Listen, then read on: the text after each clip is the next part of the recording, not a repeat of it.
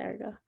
Okay, so hello everyone. My name is Sarah Khalifa, and I am a member of the amazing Women in Learning and Leadership program that's hosting tonight's event.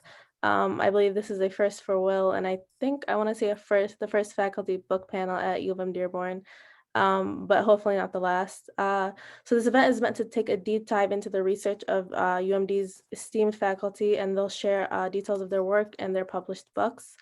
I'm going to start tonight with some shameless advertising of Will. So the Women Learning and Leadership, or WILL, is a program devoted to fostering, developing, and supporting collegiate women's leadership, and it's founded on these three principles.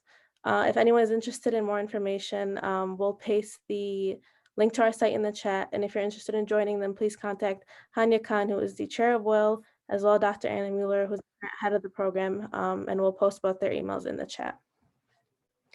So on to our event. So I'd like to mention that if anyone has questions during the presentations, please just throw them in the chat and we'll read them out at the end and give the panelists some time to answer. But just so we have a clear run through of panelists after panelists. So the first panelist that I have the honor of introducing is Dr. Francine Banner. Dr. Banner is Associate Professor in Sociology. Let me click there, sorry. Dr. Banner is Associate Professor in sociology, who also teaches in criminology and criminal justice and women's and gender studies. Her research focuses on gender, law, and conflict in many forms. You can see her bio here for more information about her. But I'd like to read one of these testimonies here from students who have had or worked with Dr. Banner. As you can see, there's a lot here, and there was actually more as well, but I'm afraid I can only fit so much onto one slide.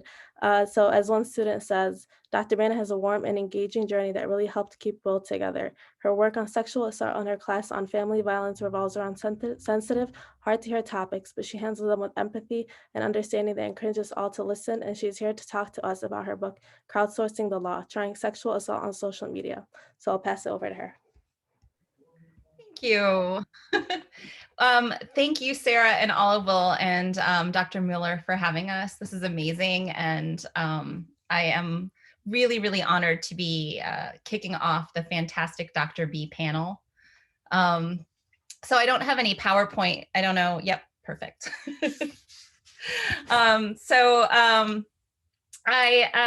The topic that I'm going to talk about, the book does concern sexual assault, so feel free to mute me or tune me out as needed if I'm not going to really address anything that's particularly graphic, but the topic in general I know is a sensitive one. If I can put in a shameless plug, I have a new class I'm going to be teaching in fall, Sexuality, Gender, and the Law. It's going to be online. And if some of you are still around in the fall and haven't graduated, I would love to see you in class. Also planning to teach law and culture and family violence. And if all goes well and we're back in person, hopefully the family violence class will be an in-person class, which I'm really excited about. I wasn't quite sure exactly how to prepare, and I assumed most people wouldn't have read the book, but shameless plug, I got to pick the cover and I'm really happy with it. And I think it's kind of pretty. And the library has it and they have an e-version. So should you want to read it, you can definitely check it out through the Mardigian site. The book came from a place that was adjacent to, but maybe not directly connected to my research. So as Sarah mentioned, I study gender, law, and conflict. In addition to having my PhD, I still keep up my law license. And a lot of the work I do is around sexual assault in institutional contexts. So I look a lot at sexual assault in the military and work with an organization called the Center for Law and Military Policy that works around advocacy for survivors to try to get them access to the courts. And I'm also part of a research team with Dr. Aronson, Dr. Linker, and Dr. Martin on campus that's looking at issues of sexual assault and harassment at University of Michigan. And in general, really focusing on what we call ambient harassment, or what some people might call, which I think is an unfortunate title, yellow zone harassment, that type of harassment that is embedded in the everyday context, jokes or photographs or comments about people's bodies. that contribute to a rape culture, but may not be reported or may not be acknowledged by a lot of different people. As I do this work that is, I think, more policy-based, I read a lot, and I read a lot of blogs, and I love pop culture. So I'm always on sites like Slate or Medium or Delisted, and all of those celebrity blogs. Hi, Penny. I see you. Hi, Maria. Hi, everybody. So as I'm reading these blogs, I really became interested in the ways in which people were talking about law and the ways in which they had certain expectations of people who would bring accusations and expectations of what alleged perpetrators would do if they were accused of sexual assault. So as I approached the project, I had two topics that I wanted to talk about overall. One was, what were people saying? And in particular, what were people saying about women? Because the internet is not often a kind place in talking about women. It can be very exclusionary. And then also, how is what people were saying changing law and the legal environment? So the book is loosely organized around a lot of high profile cases that many people might recognize: the Brock Turner case, Harvey Weinstein, Bill Cosby. And each chapter takes those cases to talk about particular topics. So how might people talk about accusers? How would people talk about alleged perpetrators? And then what are some of the differences that we might see in how law is operating with the advent of all of this access to social media? So in general, just a couple observations that I'd like to share from the book process is that people are not passive consumers of law and media. People are active crime solvers, and they're engaged and powerful. So if we think about our own lives, if we're watching television, we might have network shows like CSI or Law and Order back in the day. Today, we've got podcasts, thousands of them devoted to true crime. We've got all kinds of documentaries like Making a Murderer. And then we have access to all kinds of online petitions through organizations like change.org. And so if you take, for example, the case of Brock Turner, when the narrative of the victim impact statement became publicized in the Brock Turner case, the public was able to mobilize around that. They had access to the statement.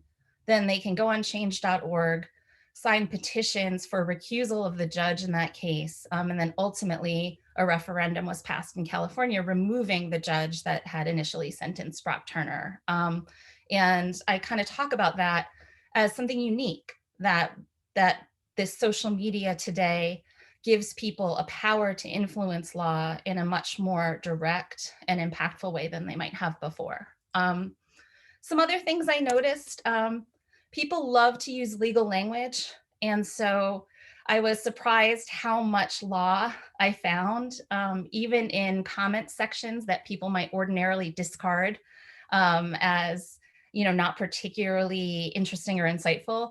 So people throw around a lot of terms like due process and evidence and fact finding. But the issue on social media is that, in fact, there is no censor on what sorts of things get used as evidence. So people can throw out whatever they would want in social media, where in a courtroom, there would be a judge weighing whether or not that evidence was going to be prejudicial to the defendant, or whether that evidence was going to be harmful to the victim in a case. And so on social media, it's very much like what a courtroom might look like if there were no procedural rules. One thing I noticed is that people talk about accusers very differently depending on who they are talking about and what kinds of claims the person is making.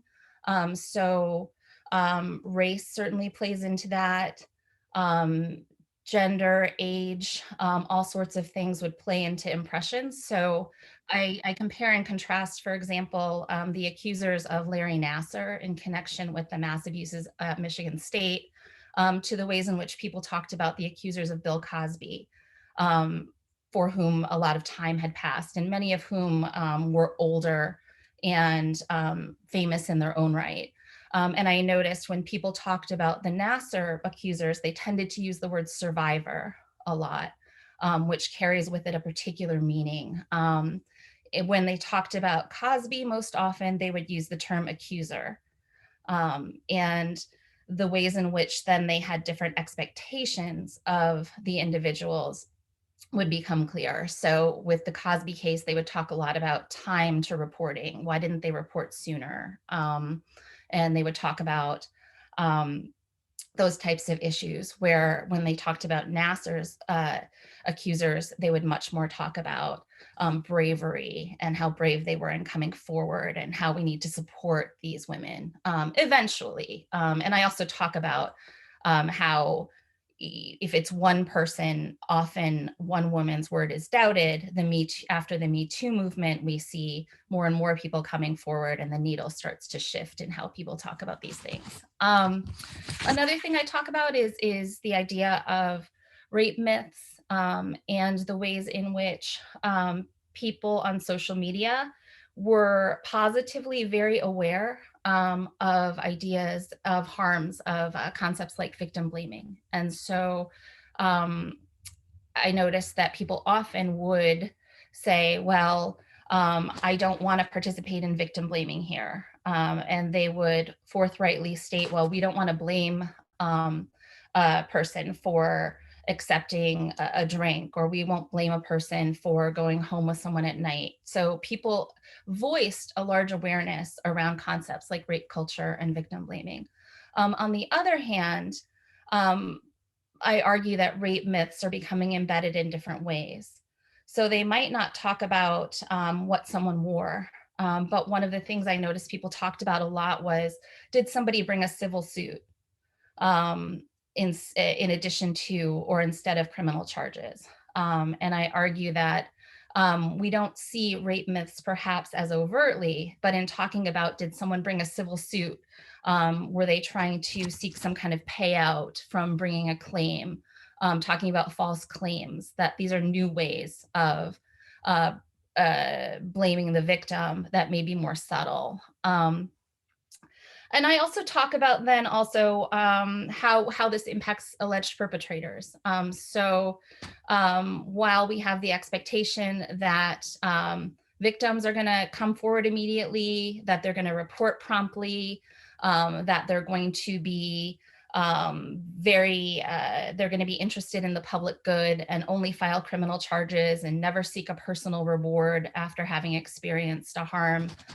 We also have the expectation that alleged perpetrators, if they're falsely accused, are going to do certain things. So the idea that someone who is accused is going to bring a defamation suit is often out there. People often talk about law as a game. This person caught a case and now they need to deal with it. So on both sides, there's this idea that law can be manipulated in some way by either the person bringing charges or by the person who's facing charges. So in general, people talk about law a lot, but the impression they have is that law is a lot more flexible than it really is in such cases, because in reality, we know it's very difficult to bring charges in a sexual assault case. It is very painful and strenuous on the person who's bringing the accusations. And most criminal cases don't ultimately make it to trial. Most criminal cases ultimately either are pled out or they may be abandoned at some point during the process because it is such an onerous process to go through. But in social media, people generally tend to think the process is a lot simpler and a lot more up for grabs. So that's just one aspect of some things that I talk about in the book. I know we only had 10 minutes, so I'm gonna stop here and let other people chime in on their research, because I'm excited to hear what everyone else has to say. Thank you, Dr. Vanner. Um, well, that was amazing, and thank you for giving us a glimpse into your work. I know it's becoming a lot more important, especially as social media platforms are growing and you have them impacting so many aspects of our lives. Let me share my screen first. So our next panelist is Dr. Maya Barak. Dr. Barak is an assistant professor of criminology and criminal justice and affiliate of women's and gender studies at the University of Michigan-Dearborn. Her research brings together the areas of law, deviance, immigration, and power, utilizing interdisciplinary approaches that span the fields of criminology, law and society, and anthropology. She's here to present her book, Capital Defense: Inside the Lives of American Death Penalty Lawyers. She's also authoring her second book, Is Immigration Court Unfair? Procedural Justice, Deportation, and Immigrant Legal Consciousness, under contract with NYU Press. One student says about Dr. Barak is that she's been very supportive of the Criminology and Criminal Justice Collective. She's also quick to give advice, step in, and offer any help when asked. She has been personally a great mentor and has taught me a lot of things in terms of reaching out for service projects, communication with the CJ department, and becoming a more adept leader. Here is Dr. Barak to introduce us to her amazing work. Thank you. And thanks to everybody who's here on a Friday evening during dinner. I'm very pleased to see all these faces and also just images and phone numbers and however it is that you're here this evening. So I do have a couple little slides. I wanted to highlight sort of the focus of the book. One of the questions that we were asked to talk about this evening was sort of what drove us to do this research. So this book, Capital Defense: Inside the Lives of America's Death Penalty Lawyers, I would say it sits kind of at the intersection of criminology and criminal justice and legal sociology, right? As we're interested, my co-author and I were interested in the lives and work of capital defense attorneys. So attorneys who primarily represent capital clients who are facing the possibility of execution. And while we know a lot about capital punishment in general, right, there's been a lot of research on capital punishment, there's been less attention to the role that attorneys play in the capital process and also the impacts of this work on the attorneys themselves. And so we had some special attention in the book to questions of identity, around issues of gender, around issues of race, around issues of the attorney-client relationship. But in particular, we were interested and sort of motivated to do this work to learn more about the generally detrimental effects of this work on the people who practice capital defense, and not just them, but on the other people in the system, right, who come in contact with capital punishment. So everyone from victims, offenders, prosecutors, judges, juries, mitigation specialists, anyone who works on these cases. And so I wanted to actually highlight some of the voices of our participants. So we did interviews with 65 capital defense attorneys from across the country. And one of the focuses, again, in this book was the painful realities of capital work. And so I thought, what better way to share the research than to voice the words of those we learned from. Okay, so the case details can be searing. And as Kevin mentioned, difficult to forget even years after a case is over. As he recalled, the facts were about as horrible as a case could be. And I'm fresh out of law school and I'm looking at the crime scene pictures and it's like nothing I've ever seen before. The first time you see it, you kind of want to throw up. You can't believe that a human body could be like this. And it was so bad. It was so horrible. I remember how it was when I first saw the picture of that child, but I've seen so many different crime scene pictures, really, really graphic ones. I have this Rolodex in my head of these different pictures. And sometimes a specific restaurant where a crime happened, like a pizza place or a 7-Eleven or tons of other little things in life, will remind me of a crime scene photo. And we heard remarks like this time and again from the attorneys we spoke with. They really could not shake the effects of these cases. Some of them were more aware of these effects. Some of them were not. More than one attorney that we spoke with said that the interview process itself was somewhat therapeutic because they hadn't been in a situation where they needed to explicitly confront the work that they were doing and the traumatic effects capital punishment can have on the attorneys. In particular, those who had worked with clients that had been executed. So I am going to read one attorney's recollection of a client's execution, which is a little, to say the least, a little bit traumatic. So just a heads up. Perhaps most difficult is having to explain to a client that the courts have denied his final appeals and that the execution will proceed as scheduled. For Mike, this happened following around-the-clock appeals to the US Supreme Court. Once the court lifted its stay of execution, Mike was left to convey the news to his client. As he recalled the story, he was overcome with emotion. He was the first client I had executed more than 20 years ago. He was mentally retarded, Mike explained, emphasizing the numerous ways the legal team had argued against the execution. He described a zealous investigation that went back more than a half century, and defense team even compiling affidavits from the client's former special education teachers. Everybody loved the defendant, Mike said. Even the prison warden had trouble with this case. I mean, it was tough. Mike's voice began to break as he described his final conversation with his client. So I get a call. The court has lifted the stay. I'm going to give you 15 minutes before I tell anyone else. So I get the client on the phone and I said, the Supreme Court has denied your stay of execution. They've lifted it. Most clients would know what that means. But he says, well, what about my writ of certiorari? He couldn't even pronounce it correctly. And I said, well, that was it. I mean, most people of normal intellect, even if they understood that the execution would now proceed, would still have trouble understanding how the case went from the lowest federal court to the highest federal court in 48 hours. That you win, you win, you win, you win, and all of a sudden you lose at the very last step. Mike continued in a soft voice. I tried to say it by implication, and finally I just had to say, your case is over. They're going to kill you. It was at this point that Mike took a long pause. He let out a gasp, and the words that followed were muddled by soft crying. And I can't help. He became silent, then managed to blurt out. And my client said, well, they're here. Goodbye. In a shaky voice, Mike continued. And then the very next day, I had to be in court on a different case. He paused and just get up and go and do it.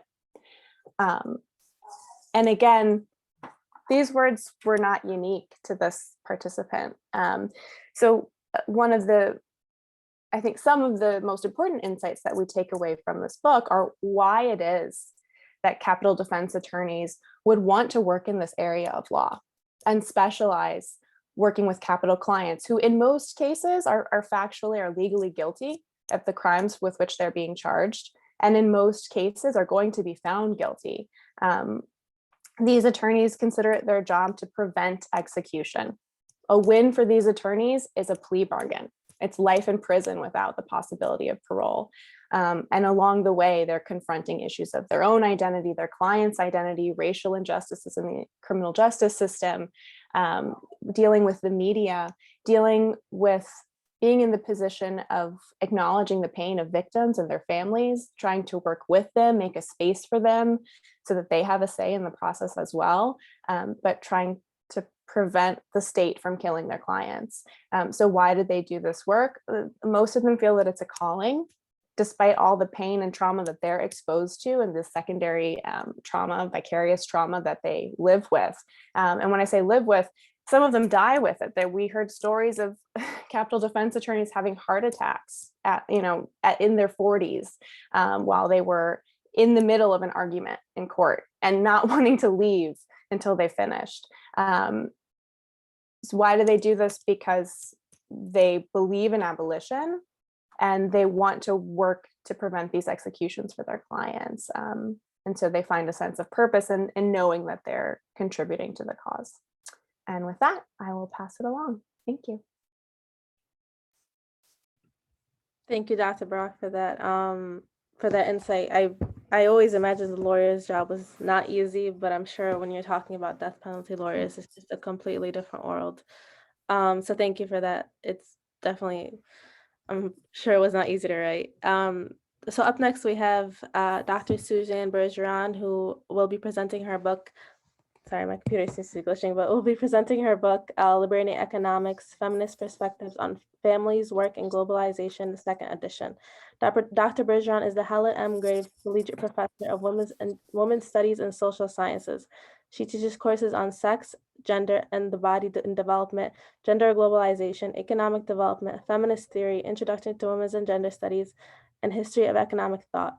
Her current research traces out the implications of using efficiency arguments to achieve gender equity goals in various areas of development policy and examines the possibilities of fostering community and solidarity economics in neoliberal times. As a Will member says, Dr. Bergeron has always been passionate about Will as one of the founding professors. With her guidance and drive in the early stages of building the organization, Will has continued to thrive and will for years to come. So thank you for helping start this amazing organization, and I'm excited to hear about your research, Dr. Bergeron. So take it away, if you please. Thank you very much, Sarah, and thank you to Will for organizing this, and for Dr. Mueller for not giving me the nudge to participate, and everyone for coming out on a Friday night. So I'm really honored to be on this panel with these terrific feminist researchers, the Dr. B's. I have actually read Professor Banner's book, and I read Professor Brainer's book, and I saw Professor Barrick's book when she was presenting some early ideas. And I'm looking forward to reading that. So I feel very, very lucky to work with such terrific scholars, not just these three, but all of the Women's and Gender Studies program. And what you're seeing here in terms of the quality of the research is really emblematic of our entire program. And that's why all the cool people are in Women's and Gender Studies. Anyway, my book, Liberating Economics, Feminist Perspectives on Families, Work, and Globalization, is not a research monograph. Rather, it's an introduction to and an overview of the key insights of feminist economics. It is written in an accessible style for a non-specialist audience, and it's written for non-specialist audiences like students from all fields, citizens who want to understand the economy more fully, activists, and policymakers. The goal of the book is to help people think about economics differently and to take that knowledge into action for more gender equitable economic futures. And in terms of my motivation for,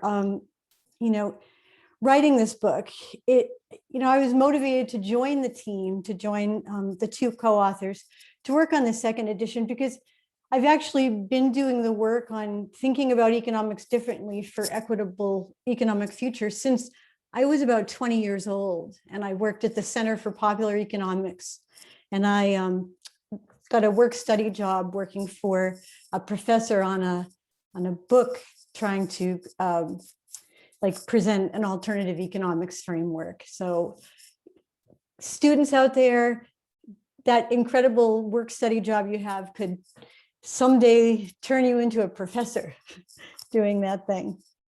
So the book's co-authored with these two fabulous feminist economists, Drusilla Barker and Susan Feiner.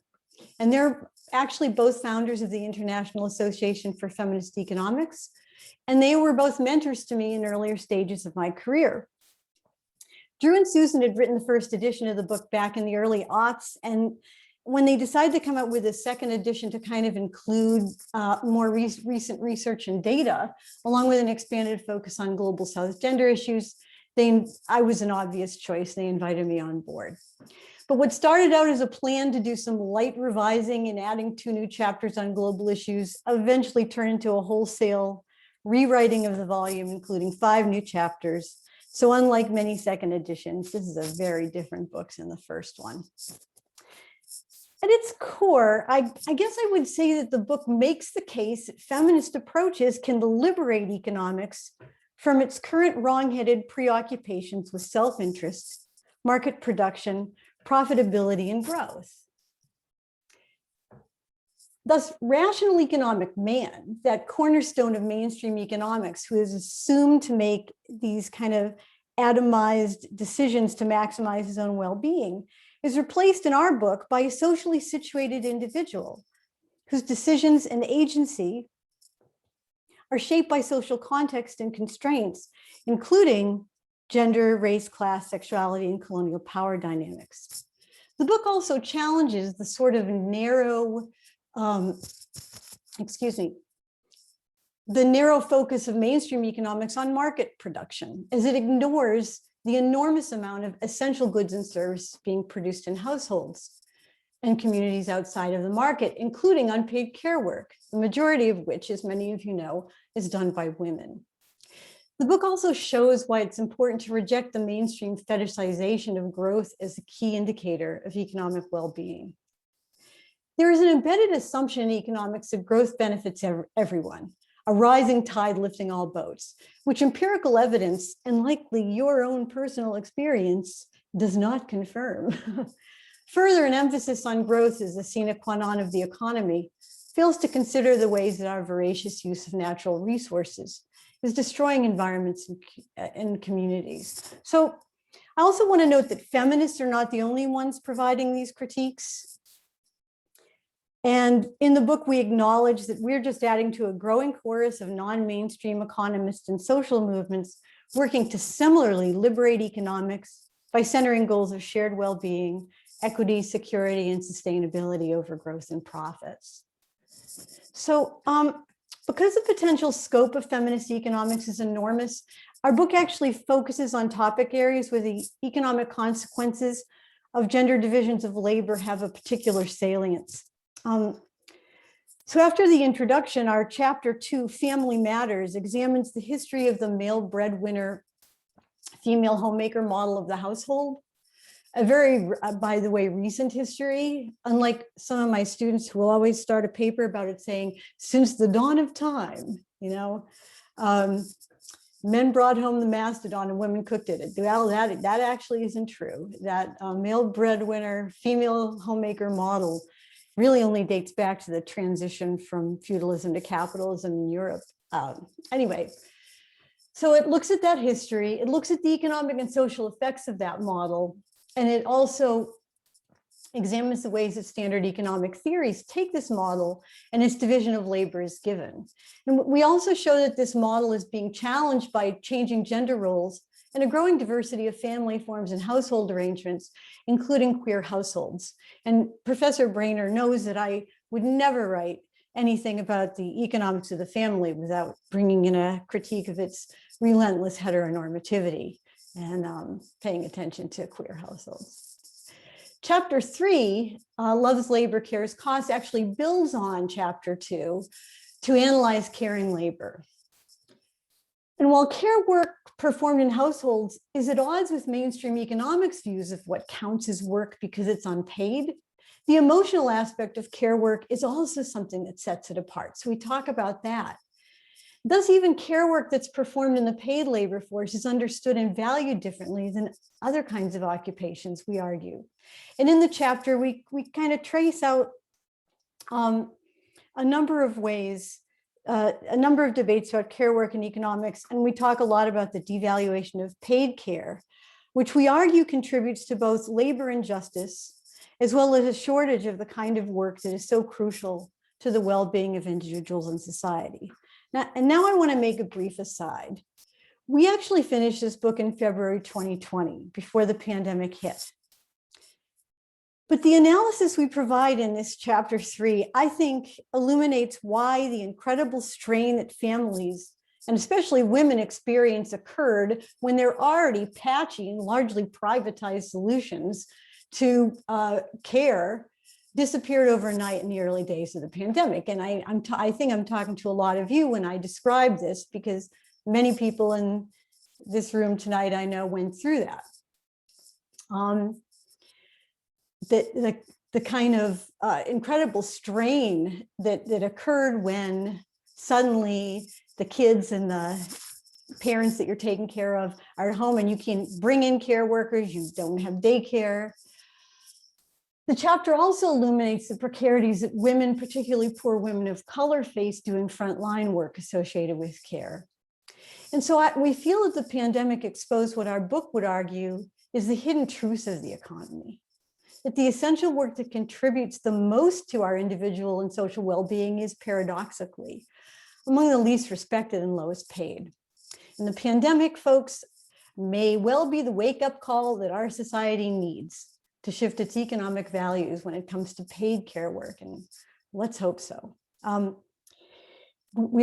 will just say, we are seeing some movements in that direction of supporting unpaid care work in Washington, D.C., right now, some of these policies, and that's no surprise to me because there are a couple of feminist economists on the Council of Economic Advisors.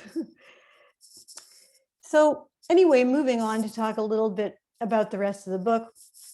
The next chapter addresses gender work and policy in the United States with a focus on the gender wage gap, which is a interesting topic for this week. Chapter 5 examines the relationship between gender and poverty in the United States with core attention to the ways that gender intersects with other forms of power.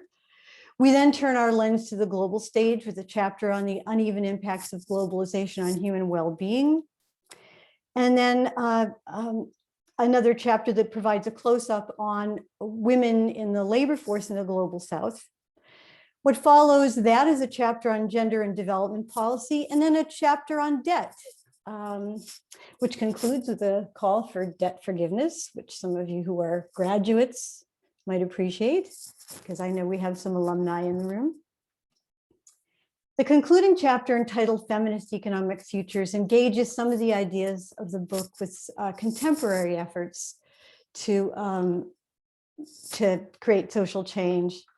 And here we kind of focus on how we can create a world with a more egalitarian division of labor, a more egalitarian distribution of income, a world characterized by decent work and ample time, and sustainability. So as you can see, this is a very narrow, small, and focused treatment of the topic. What we're trying to do is provide a very broad overview meant to invite readers into feminist economics and inspire them to join in efforts towards equitable economic futures. And I hope that the book, chapters of which I've assigned in some of my classes, so some of you have read these chapters, and the book also will be available as a free ebook in the library in a couple of weeks. So I hope the book will inspire some of the students that are here tonight, and I'll stop there.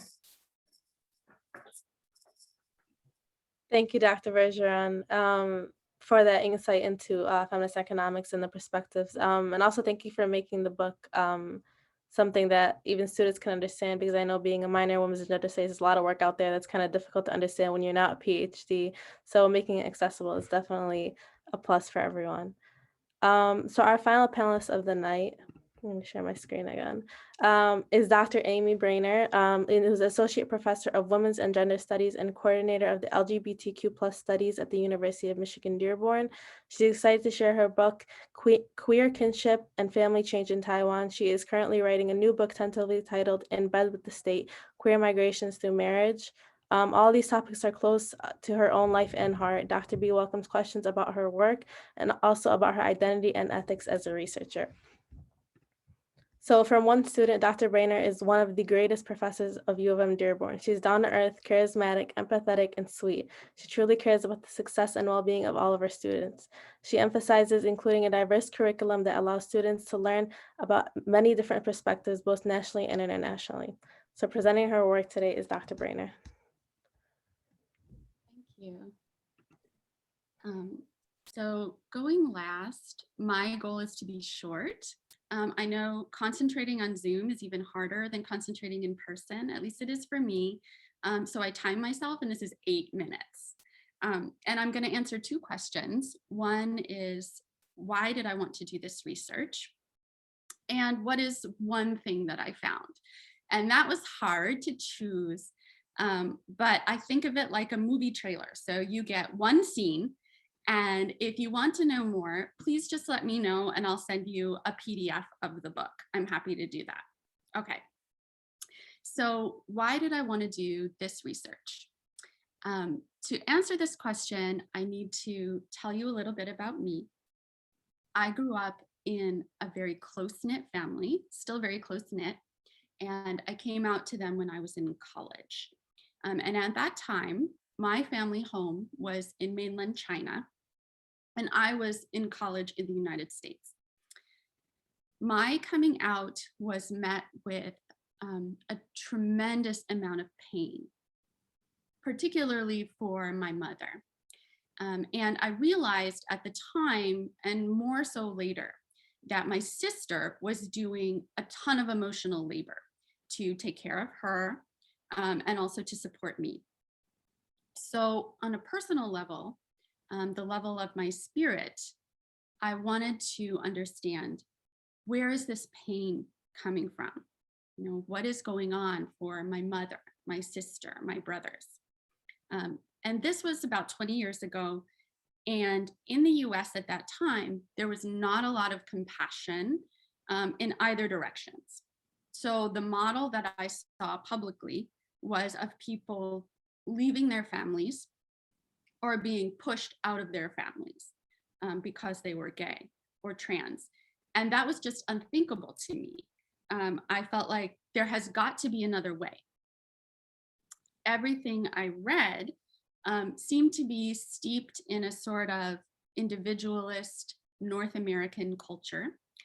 And that was out of step with my experience. And it was also out of step with the context of China, which was my reference point at the time, because that's where my family was. So fast forward a few years, I finished undergrad, I started graduate school, and I continued looking for other narratives, alternative narratives of sexuality and family. And at that time, Taiwan had started the first group for parents of LGBTQ children in Asia. And I felt that was an important perspective to get. If we're really going to understand what is going on, you know, for parents with families, not just white parents, not just families in the United States, a comprehensive analysis cannot leave out a majority of the world, right? So I did an ethnographic study. What that means is I immersed myself in the community that I wanted to learn from and about. So I attended those meetings with parents of LGBTQ children for about a year and a half. I volunteered with an organization that supports LGBTQ elders in Taiwan. I spent time with people and families in their homes, and I did life history interviews with queer and trans people and with their parents and with their siblings. So what is one thing that I found? Part of this story is a generational shift in how people experience sexuality in the context of their families. Not an age difference necessarily, but a generational difference between queer elders and queer young people who are growing up in these really different environments, family environments. So one example of this is the way that people experience silence about sexuality. A lot of families have kind of a don't ask, don't tell policy. Maybe some of you are familiar with this. Maybe it's going on in your family right now, right? That people kind of know somebody is queer, but it's not said verbally. And this was true for queer elders and queer youth, but the interpretation of the silence differed a lot. So queer elders tended to see it as supportive. They're not forcing me to talk about this. That's an act of support or solidarity. Queer young people tended to feel silence as a burden or as kind of a disconnect, like they don't know me, right? They don't acknowledge me. So what changed?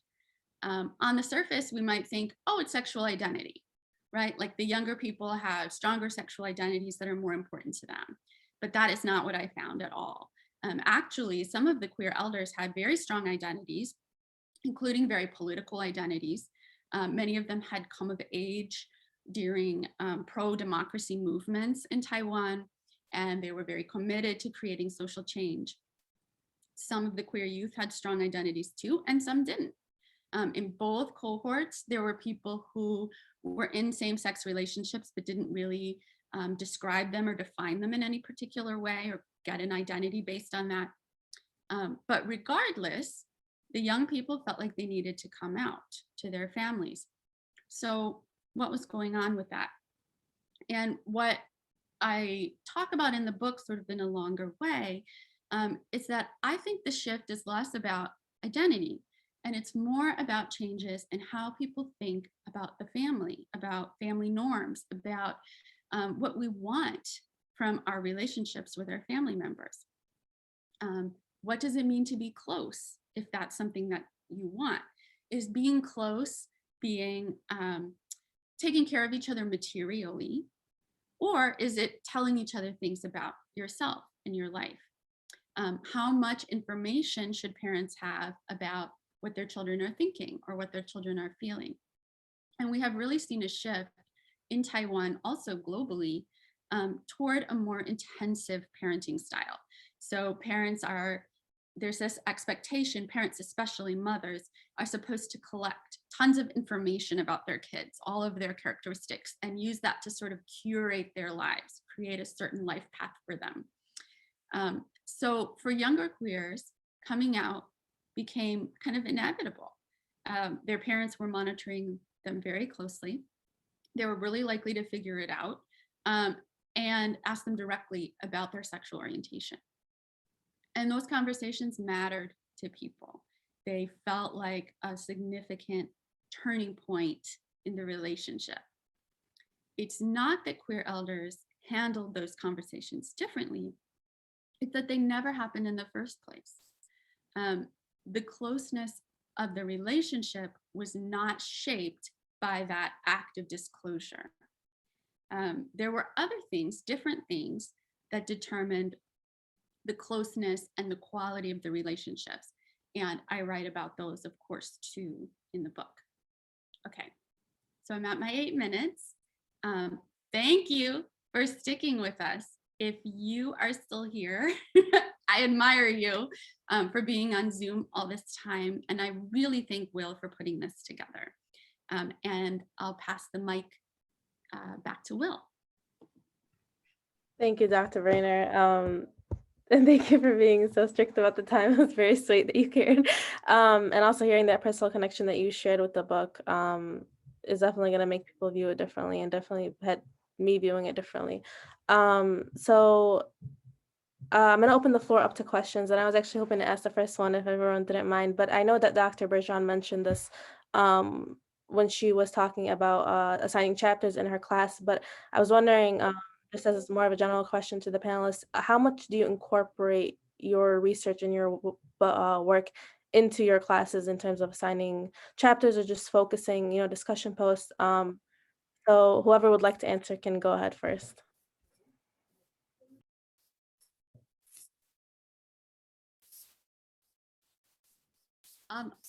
I guess I'll go. I haven't done it very much. And maybe I should do it more. I think there's part of me that feels like when professors assign their own work, that students are kind of like, like, oh, you think your work is so special. So I think that there's been something in me that has been a little bit resistant to assigning my own work. But I would love to talk about my work with students. I mean, I just get so excited being able to talk about my work. And I will say that, like the book I'm working on now, there are articles that I assign in my class that I'm now citing in my book. And so there is this connection where it's like, we're having a conversation in class about something, and I'm also having a conversation about it in my writing. And if you go and look in the physical book, or I guess it's in the PDF too, at my acknowledgements, I actually thank students, undergraduate students at UM-Dearborn, for just creating that intellectual environment that I felt really kept my mind stimulated. And so I do value the classroom as being part of my intellectual work that is then connected to my research. Can I weigh in? This is the first time I've ever done it. So like you, Amy, I always thought, oh, I don't know. But just like Amy, I will say, I think that chapter 7 of this book on the gender in the global labor market, it just completely comes out of the conversations I've had with students in the classroom.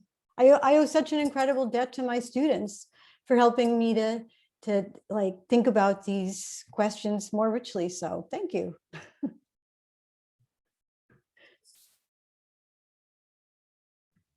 Same.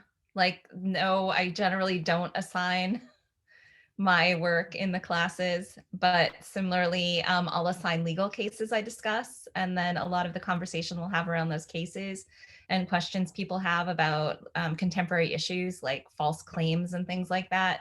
They all show up in the book, and the intellectual conversations that I have had in Will and had in the classroom make their way into my work. And listening to this, I think our work should probably make its way back in the classroom more often. So I'm going to kind of take that question to heart and think about it more. Yeah, there's an article out there showing that men are more likely than women to cite themselves, like cite their own work. And I think that's probably also true with assigning your work in class. So just something to think about.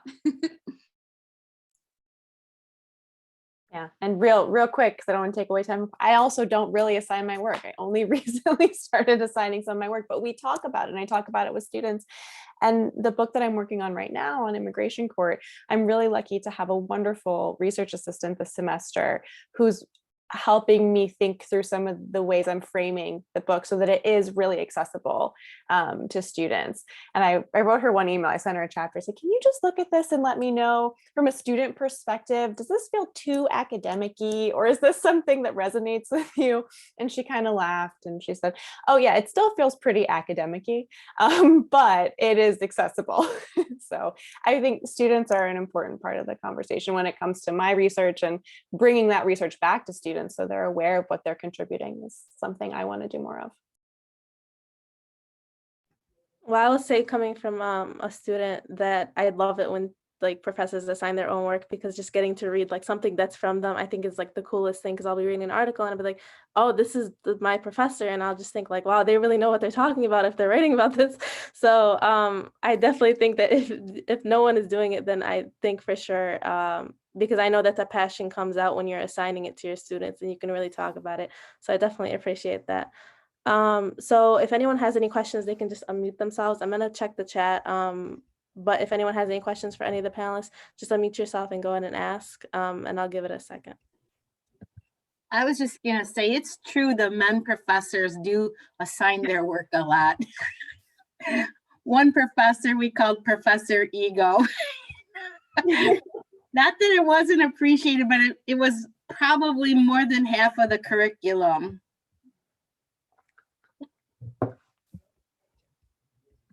There's a happy medium somewhere in between. Yeah. So I'm just gonna check the chat. So there is a question for Dr. Banner. It says, did you find that there were certain profiles of victims or abusers that tended to be believed more? Example, like a certain type of victim would be regularly believed. If such a trend existed, was it just throughout social media or within justice system as well? Well, one thing I found really interesting when I did the research was there's some research around victim impact statements. And if you're not familiar with those, there's an increasing trend in the courtroom, which I personally think is a positive trend, to bring more of the impact on victims of crime into the courtroom. And often a victim impact statement is read as part of the trial process. And that's where a lot of the conversation about Brock Turner originated. Was out of the victim impact statement that was made in that case. And some of the research I read around that I found very impactful was that non-white individuals are much less likely to make victim impact statements. And that when victim impact statements from persons of color are in court, jurors are less likely to believe those. So that factually there is research that exists, and that's just one example, that the tendency of the public is to underweigh certain statements. And then in terms of social media discourse, we all know we're not really our real selves online. And so one of the theorists that I use heavily in the book, whose work I use, is Patricia Hill Collins, who's a terrific feminist legal scholar. And she talks a lot about the power of controlling images and the ways in which we talk about particular people becoming shorthand for a whole host of stereotypical ideas about those people. So one of the images I talk about, for example, is the gold digger, and the ways in which that idea of a gold digger, somebody who's out for cash or out for money, is an image that connects to race and class and gender. And online, you only have, especially if you're on Twitter, you have very little time to say what you're going to say. And so the prevalence of these controlling images, and just by using one word, you can convey a whole host of things about your impressions of someone and whether or not you believe them. So I did see those sorts of trends in the discourse that matched the scholarship. I will also mention that all the links to the books are in the chat, as well as Dr. Brock just included some more information about the defense initiated victim outreach. But if anyone has any other questions, let me share my screen. If there are any final questions, but if not, I don't want to take up any because there's about 2 minutes left. And first, I want to thank the panelists for sharing their incredible work, and thank everyone for attending. Before we log off for the night and enjoy our weekend, there's a couple of WIL events that I want to bring everyone's attention to. So the first is next week we have our Women's Movement panel on March 31st. This is from 6 to 7:30 p.m. And this is a virtual event that's centered around taking a historical perspective to discuss the women's movement. The panel is composed of experts that are going to bring different frames of reference to discuss the progression of feminism and why it is still necessary for today's society. We'll also be discussing a lot of stereotypes around feminism and why and how men can help in the movement. Another thing we have coming up as well is this is the flyer for a blood drive that's coming up at 2 locations in Dearborn and Canton. So we're searching for ways to support people in our communities during these hard times. The American Red Cross is testing whole blood donations for COVID-19 antibodies that can be used to help coronavirus patients in need of convalescent plasma transfusions. I don't really understand the science behind it, but the American Red Cross and WIL are counting on everyone to help us to reach our goal of 500 blood donations as a commitment to help others. So there's more info on this flyer and on our Instagram as well. And finally, the WIL Winter Necessities Group is going to be partnering with Zaman, a homeless shelter station in Dearborn, to help gather and provide resources for those who are struggling to meet their basic needs on a daily basis. Zaman has various drop-off locations for those who would like to dispose of their gently used clothing or have non-perishable food items you'd like to donate. There's a link that's, I believe, on here for drop-off locations, hours of operation, and more information.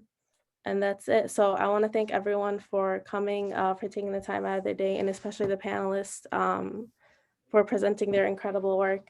Thank you, everyone, and we hope you all enjoy your weekend. Thank you. Thank you. Thanks for Thank you so having us. much. Yeah, thanks everyone for being here, and Will for organizing this, and Anna too. For coming. Thank you for great talks. I really enjoyed them. Thank you for everyone attending. Thank you. Good to see everybody.